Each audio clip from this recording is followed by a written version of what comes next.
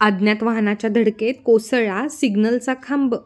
बुलढाणा शहरातील त्रिशरण चौकातील घटना. सिग्नल यंत्रणा नेमकी सुरू होणार तरी कधी, नागरिकांचा सवाल. बुलढाणा शहरातील वाहतूक सुरळीत राहावी, बेशिस्त वाहन चालकांना शिस्त लागावी यासाठी लाखो रुपये खर्च करून तब्बल 2 वेळा शहरात सिग्नल प्रणाली उभारण्यात आली. मात्र विविध अडचणींमुळे अजूनही ती कार्यान्वित करण्यात आली नाही.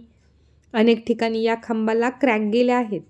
तर नुकताच त्रिशरण चौकात सिग्नल खांबाला अज्ञात वाहनाने धडक दिल्याने खांब जमिनीवर कोसळला. पोलिसांनी घटनास्थळी जाऊन लोखंडी खांब बाजूला केला. मात्र कॉन्क्रीटचा मलबा रस्त्यातच पडून होता. वाहतुकीस अडथळा ठरणारा हा संपूर्ण मलबा सुज्ञ नागरिकांनी उचलून टाकला. लाखो रुपये खर्च करून अजूनही सिग्नल यंत्रणा कार्यान्वित झाली नसताना नुकसान होत असल्याचं पाहायला मिळतंय. त्यामुळे शहरातील सिग्नल यंत्रणा नेमकी सुरू होणार कधी, असा संतप्त सवाल विचारला जातोय.